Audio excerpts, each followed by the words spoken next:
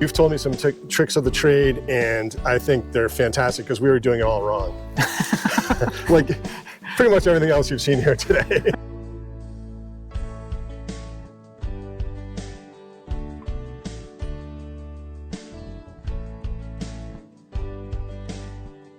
Hey everybody, welcome back to BoatFools Sailing. Thanks for tuning in last week and thanks for watching this week. Today, we are in my backyard with a professional rigger, kswitbeck of Atlas Marine, Camden, Maine, and he is going to go through our mast and our standing rigging to get us ready for commissioning a boat for the summer season. And then halfway through the show, we're going to transition into how to decommission our mast and standing rigging for this for the winter. So if you're in a DIY yard or in your backyard, this is going to be really useful information, and we're going to learn a ton. So welcome aboard, Kyle. It's nice to have a professional. Tristan. Yeah, thank you. It's great to have you here, and I appreciate you coming here after work and showing us all these neat tips and tricks of the trade. My pleasure. Awesome. So why don't we start at the base of the mast? All right, so here we are at the foot of our mast, and we're going to go over our wiring and sort of the rat's nest that it is, and you're going to tell us if it's A, good, and B, bad. And just for the record, everybody, we have not had our rigging inspected since we bought the boat 3 years ago. So whatever we hear today is going to be new news to us. So don't make us feel too bad, Kyle. Okay, I'll take it easy on you. Right. So when you got everything right here at waist level, you want to just go through, run your hand over everything, make sure you're smooth. You got some broken insulation there. So what do we do with that? Just electrical tape it? No.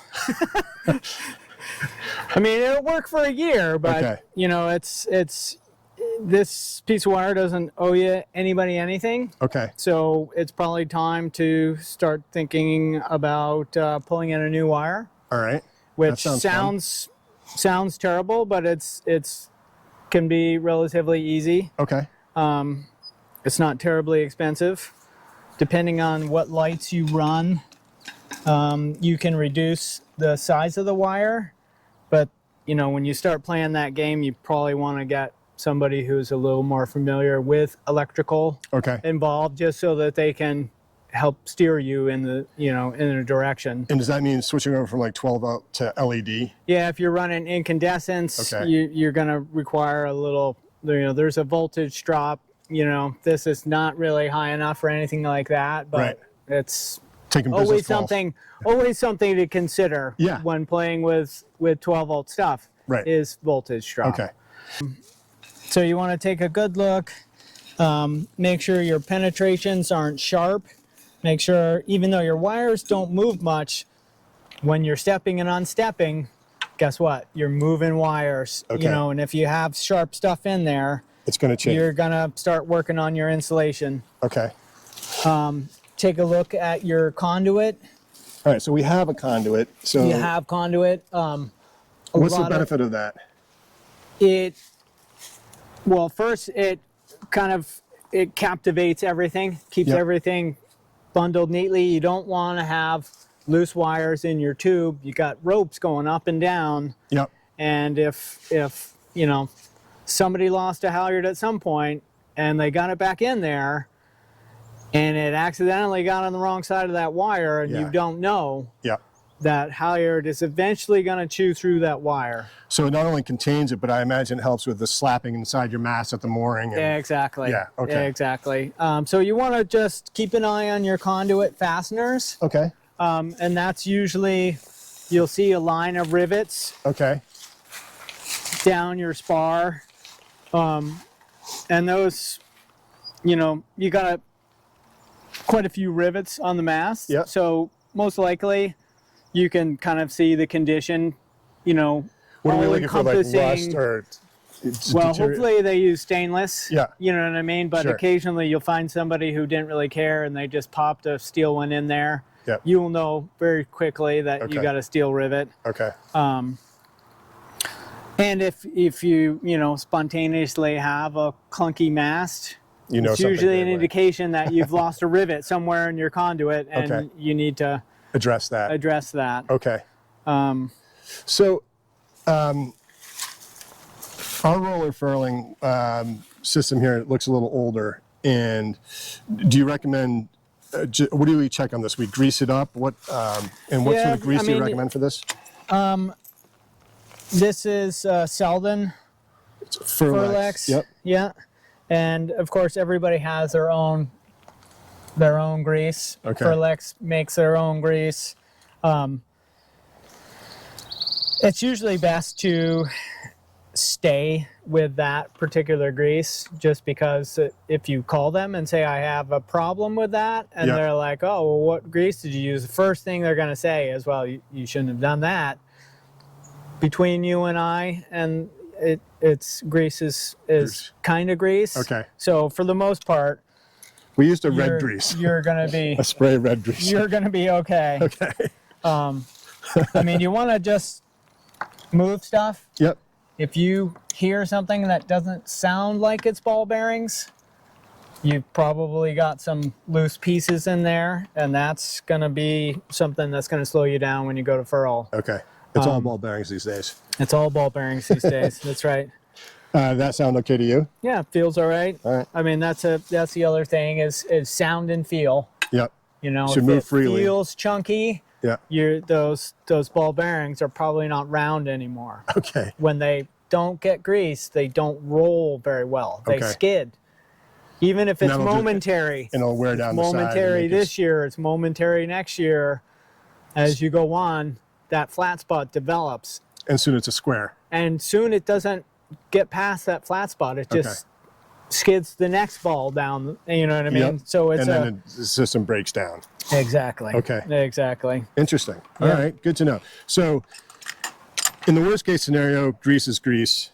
Best case scenario, try to find out what your manufacturer recommends. Yeah. I mean, anybody, Harkin, Selden, they all sell it. Okay. You know what I mean? You just got to go look for it. And is it once a season, like you do it in the spring, or do you top off in the middle of the summer?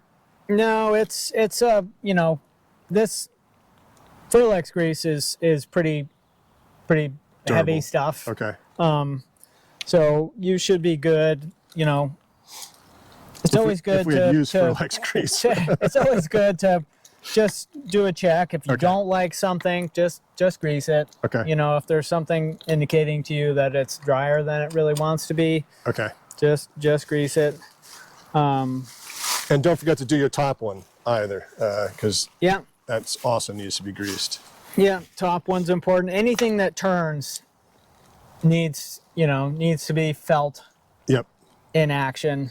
What about this? This is a nightmare in our boat. So it's an old gasket that came with it. Do you recommend, what's the... Spar Tight? Spar Tight, yeah. I highly recommend Spar Tight. Okay. It's, it's a little bit of a trick to get on, or to install. Yep. There's, multiple steps. Yep. And while the mast is stepped, obviously, your mast has to be in the boat. Has to be in the steps. Okay. So you want to step, and then depending on how the posture lays with your partner, some boats are a little uneven. Yep. You'll step it, you'll tune it, and it's going to be a little to port.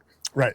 And you can just use ropes and things to center the spar in the partners. Some people... So you want to get it as center as possible. Get it as center as possible, just because we're human and that's what we look at. It seems wrong if it's to one side. Right. It's supposed to be in the middle. Okay. Well, that makes sense. That makes sense. And then is there anything you need to do to that once it's done in order to make it, taking it apart, taking your mast out or putting it in easier? Is there anything you need to do to it, or is it... I mean, you want to just, every year, a good rigger will hit some grease on there right before it goes into the deck. Okay. Because the other thing is, any partner, if put in dry, can pick up a little squeak. Okay. You know what I mean? Yep. And you'll drive yourself crazy trying to figure out what the hell that noise is. Okay. And then once you figure it out, you're like, oh, great. So I'm definitely going to listen to that until I unstep next year, and it helps everything just kind of come down nicely. Okay. What is it, Loctite? No. What's the product that the plastic thing we're putting here? Oh, Spar Tight. Spar Tight. Yeah. Do you split it this way or this way? And I mean, it's more ideal to split it here. Okay. So that you have the back in the front, and when you step, you throw the back in, you finish you come off the crane, and then you play the front. Okay. Makes sense. You can, once it's in the boat, a lot of times they have a little set aft. So that's why you do the back first. You put it in, and when you get stuff starting to hook up, the rig naturally kind of wants to go back. You can get it in after. It's never easy. You don't look good doing it because everybody knows, whoop, they forgot to put the back in. Yeah, awesome. and if you have to manipulate to put the front in, the front is very clear. You're probably going to whack it down with a hammer. That's expected.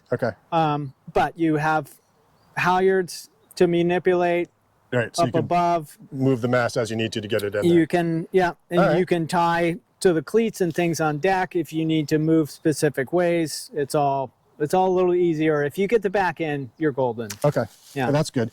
All right, so while we're here, looking at our turnbuckles and whatnot, what do you look for in terms of quality and condition and things to be looking out for? And we reckon this is, we don't know how old this rigging is. I'm going to say it's 20 years. Anyway. Yeah, I mean, smooth turning. Even at this time of year, like just pulled the bag off, haven't paid any attention to it. You should be carrying grease over seasonally in here. And that's, like this one. This one turns good. You know what I mean? So the threads in here, you don't really stand a chance at looking at. You know what I mean? And 9 times out of 10, this is not where your problem is. But we should grease this, is what you're saying? Yes. Oh yeah. Yeah. What I like to do Sorry about that. is wind them all the way out. Grease. I like to grease both sides so that there are 2 channels kind of overlapping each other. Wind back on. And keep an eye on this distance here. You don't want them uneven.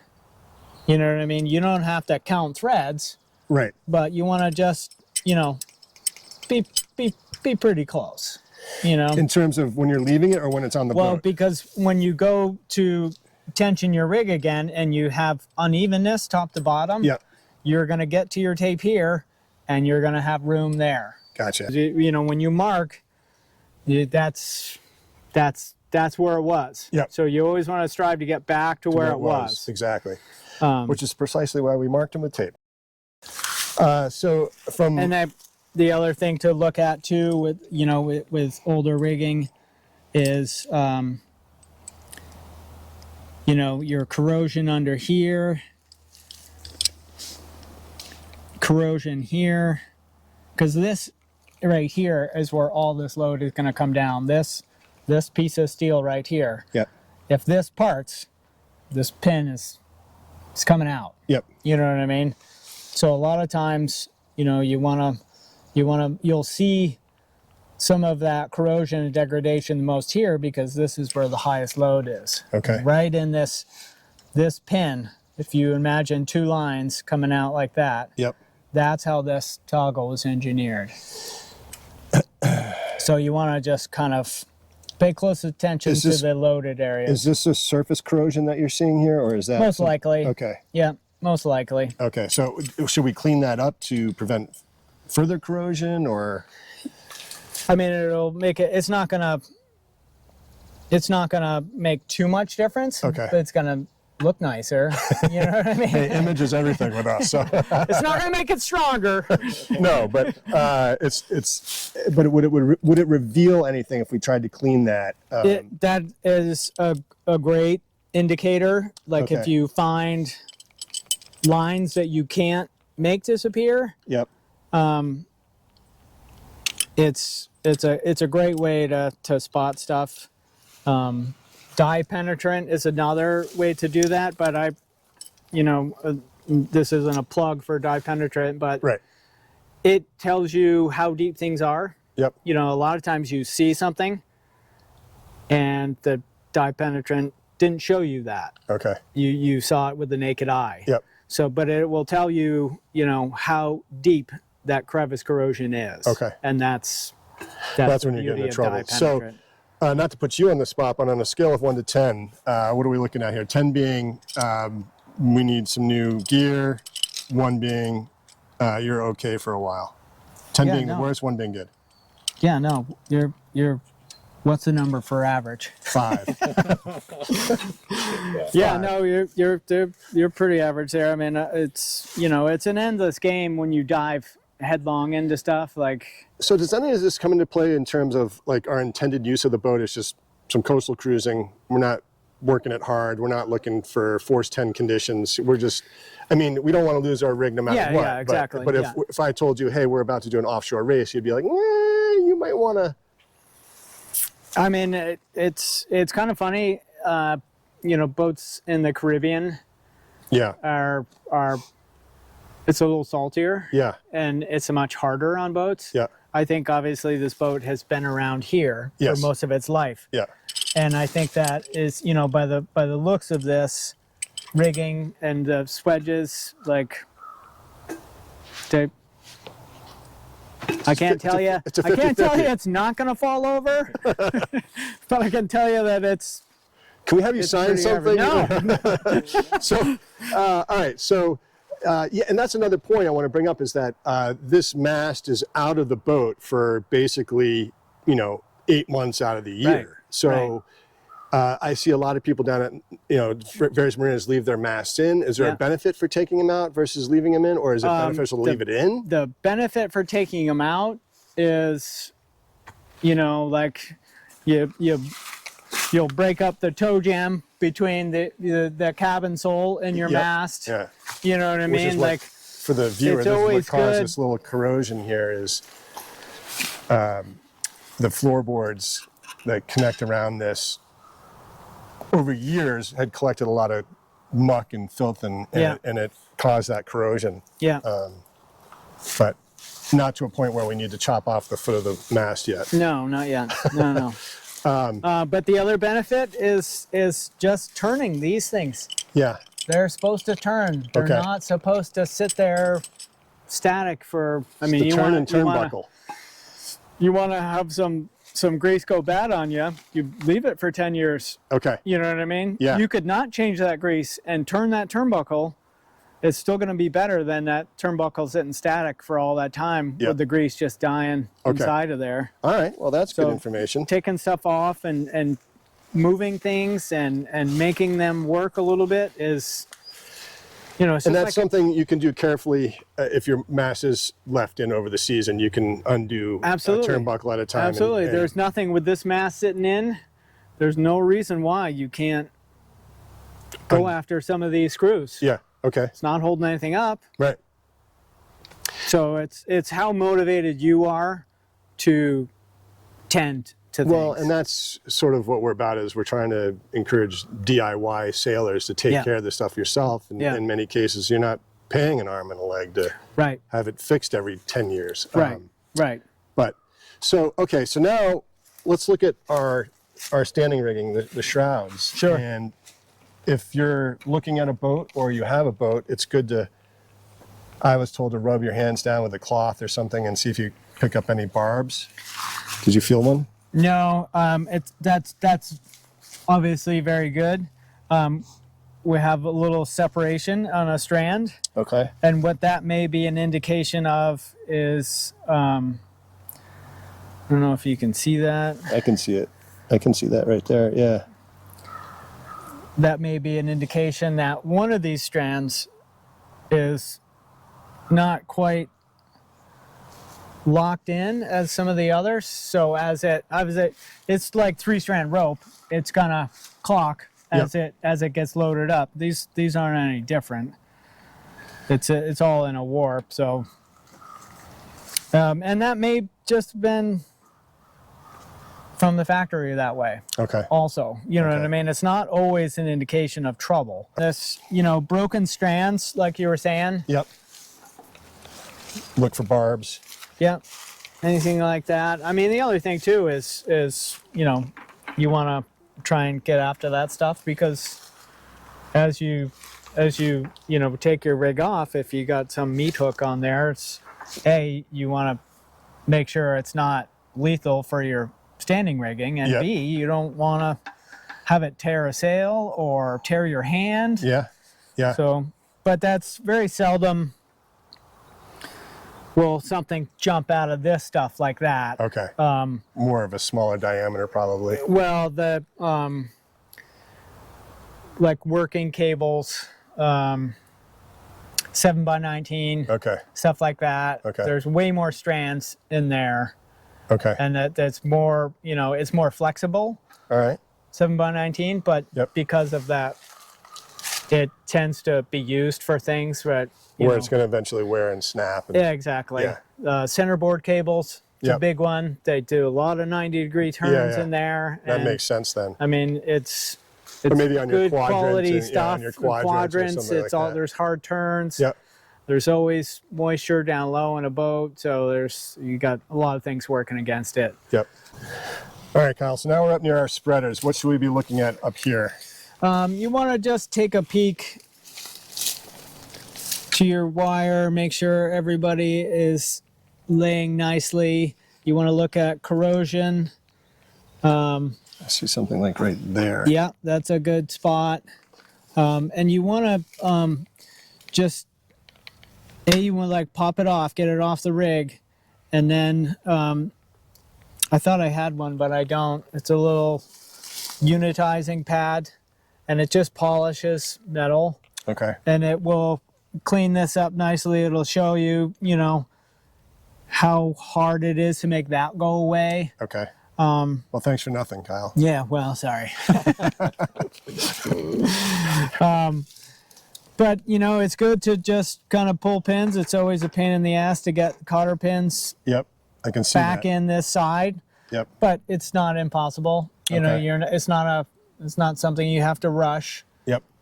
Can you not turn this so that it's easier to get to those pins? Yeah, you can. A lot of boats don't have that option. Okay.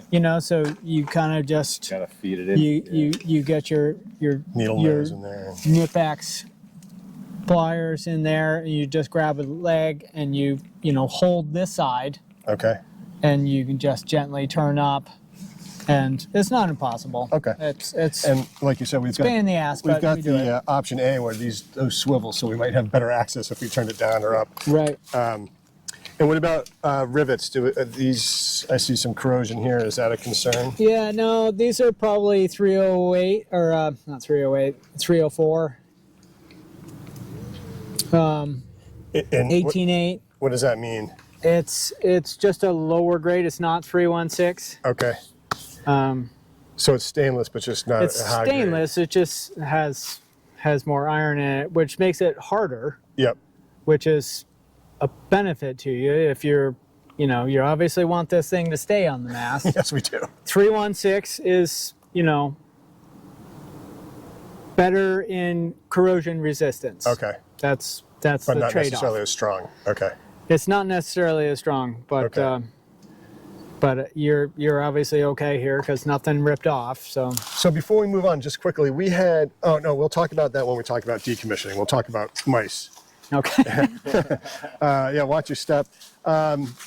We installed this, and you recommend that we pop these out and grease all this because that can become a problem. Yeah, everybody likes to kind of put these on and forget about it, and then 5 years later they go to do something with it and they can't. Because I said grease. I said it like 6 times. I talk about the movie. yeah, right. You still have that soundtrack? Well, you're Canadian, right, Ken? Yes, I am, eh? Hey, there it is. There it is. That's for the gentleman who doesn't think you're Canadian. Yeah, you want to just take a look at halyards, everything that needs to move on the mast, everything that needs to, work Yep. all summer long. You want to give it a good look. Yeah, sort of pull the halyards, make sure everything's functioning the way it is. Yeah. And again, you're looking for corrosion in the wires. You're looking at where they connect to your mast. Make sure there's no corrosion. And this looks better than the intermediate shrouds. Yeah, it is kind of funny. You have 2 washers here, no washers on this side under. Oh yeah. So I'm kind of wondering if one of these washers is supposed to be over here. Well, that would make sense. Sure would. Yeah. All right. Well, that's something we can do. I mean, that's easy. You want to be careful when you take this pin out. You want to trace it with like a wooden dowel, because for sure some of these halyards go in front of this bar and some of them pass behind. Right, and so now. So you want to maintain. Now they're all sitting here. Do we have to pull that out, or do we just have to pull the end off? Well, if you're gonna get one of those washers, you don't have to. You just made me really nervous. Yeah, no, don't be nervous. Don't be nervous. Like I said, it's always good to move stuff. Corrosion builds up when things don't move. True. So if you have a compression tube in here, so that goes all the way through. that goes all the way through wall to wall. Okay, so that's why you're saying run a tracer, because you need to get on the right side of your halyards. Right, And right. If that tube comes out, if that compression tube comes out, which it may not. Some people put them in and they put them in with Loctite so that they don't move. Loctite is great because Loctite keeps oxygen out. Oh, interesting. And so if you don't have oxygen, no corrosion. You seriously cut down on your corrosion. Okay, I like that. All right. Yeah. And so we lost a halyard to a mouse, so we have a chase line here. Anything we need to concern ourselves at the top of the mast? Just make sure all your connections look good. Yeah. Yeah. Same thing. Like good wire inspection. Yeah, that's don't worry about that. That's the leftover mouse piece there. Yeah. Again, penetrations like this. Not that you move a lot, this wire. It's obviously pretty stable. Yeah. But, just give it the hairy eyeball. If something looks sharp there, it probably is. Okay. It looks sharp. And you said just get a round file if you can. Yep, chainsaw file. Yeah, Just- chainsaw file, yep. So that's if we were to replace this wiring. If you're get going in to pull there. wire, Yeah. it's not moving right now. Do you recommend So- putting in like silicone or anything to act as a buffer, or do you think that's sort of a pointless? It's a Band-Aid. It's a Band-Aid. It makes people look the other way, which is fine. You know what I mean? Yeah. But the big point is that this is not moving. Yep. Right. If it were moving, we'd be in trouble. Well, if you're going to pull fresh wires in there, they're going to be moving. Yep. And you may shave the insulation off a brand new piece of wire if you're not careful and kind of deburring penetrations before you pull stuff. Okay. This looks all good up here. All right. So here's a macro question for you. If you're living in New England and your boat is out of the water for 8 months out of the year, and let's say your mast is either in or out, how often should you be, with stranded rigging like this, how often should you be replacing it or considering replacing it? Is it every 10 years? Is the rule of thumb? But I feel like that's for like boats all over the world where when you're down on the islands. It's a question for your insurance company. And nobody wants to ask them. No, we don't. And so, I mean, that's, the buck is going to stop with them. Okay. You know what I mean? So if your rigging is 20 years old, I would, it's probably time, start saving. Yep. It's not, And what about rod rigging? Same thing. It's an insurance question, but it's usually. Rod is a little different. It's about the same, but the reason rod rigging came around is because the 7x19 has a lot of strands. Yep. There's a lot of nooks and crannies there. Yep. So salt gets in there. It's even harder to get it out. Yep. 1x19 came around, and look at that. Yeah. You know what I mean? There's I've never counted, but there's a lot less pockets. Yeah. And places for salt to hide there. Yeah. And then Rod came along and said, "Fuck, look at me." No crevices. No crevices. The Smooth bastard. Well, the other thing that they found with Rod is that you have to tension it to gain the benefits of it. Right. You have to put a little more on it. Okay, so you're loading up your boat with a lot of tension. Well, it transitioned more. Now they just have mast jacks. And they use the jack and the mast to tension it. Okay. And so we're so far from that on this boat with no mast jacks. And what about, there's a lot of talk about Dyneema as standing rigging. Yeah. Is that a pro or a con? It's lighter, obviously. It's easier to work with. You know, if you were rigging if you're gonna make your rigging lighter, yeah, I might suggest you make your boat lighter first. That means a new boat.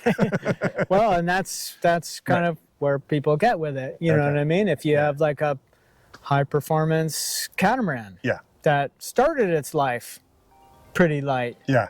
That's the way to go. Dyneema makes more sense. Some sense. Yeah. You know? I mean, Dyneema is barge, strong, but you can cut it with a knife. Exactly. And that's what scares people.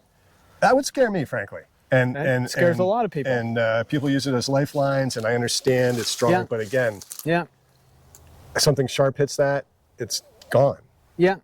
But there's pros and cons to everything, I suppose. Exactly. Yeah. Exactly. Well, let's quickly talk about how to commission your boat for winter, or your mast for winter. All right, so now we're quickly going to pretend that it's fall, and your mast is either going into a DIY boatyard or into your backyard, and what do you do to get it ready for winter? And you've told me some tricks of the trade, and I think they're fantastic because we were doing it all wrong. Like pretty much everything else you've seen here today. So, you know, we see a lot of people bag their wires.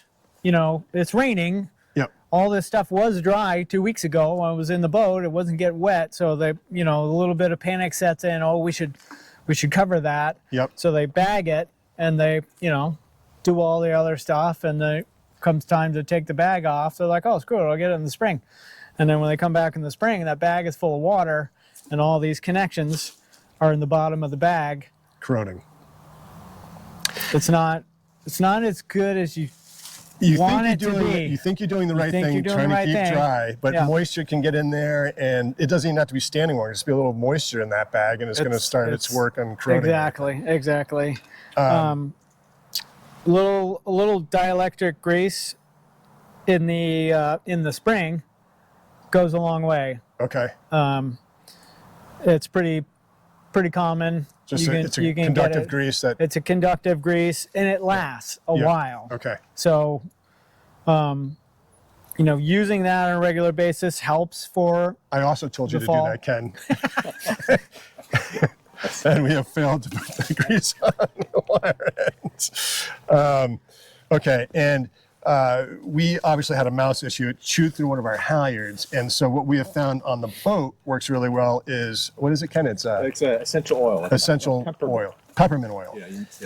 We drip that on cotton balls. We let it all through the inside of the cabin, but I think I'd do the same here next year. Yeah, you put it in a cup, the cotton ball in a little plastic Dixie cup, and with this the peppermint oil on it. And we did not do that in the mast, but we're also going to probably put a piece of screen over this to try to keep rodents out as best we can. But, I'm sorry, I totally took over that. What else do you recommend to do? No, I mean, it's just, I mean, there's some common sense stuff, like just let them have air. Yep. Now, some people take all their halyards off every year. And I mean, as much of a pain it is to run them and chase them, it might be worthwhile. I mean, just the salt water that gets on them, and the mice like the salt. Right, that's what we did hear that. Yeah, I mean, no one in the marine industry is going to fault you for pulling your halyards. Okay. Yes, if you do it wrong, you can pay the price. Yep. You know what I mean? Like if you lose a tracer. Yep. Sucks. The mouse chews through a tracer. If the mouse chews your halyard, that sucks too. Yeah. The big trick with pulling halyards out of your spar is never leave an end untied. So when you pull through and your rope is out, there's my string, cut, directly tie that to something. Yep. And this other end, tie it. Yep. tie both ends, and don't just tie it tight and pull tight on the bottom and leave yourself 2 inches to tie the halyard on in the spring. How expensive is that string? Yeah, it's pretty cheap. Yeah. Leave yourself 3 feet at least. I did that one right. Yeah, you did, Ken. There you go, Ken. See? Good job, Kenneth. Any parting thoughts? Well, let me ask you this before your parting thoughts. If you were inspecting this, would you say it's safe to use as is? Yeah, I mean, absolutely. Like there's a lot of boats out there that have 40-year-old rigging. Okay. You know what I mean? Yeah. You're right in the average. Okay. You know? That's how I've been all my life. Could you redo your rigging? Certainly. Okay. It doesn't owe anybody anything. No.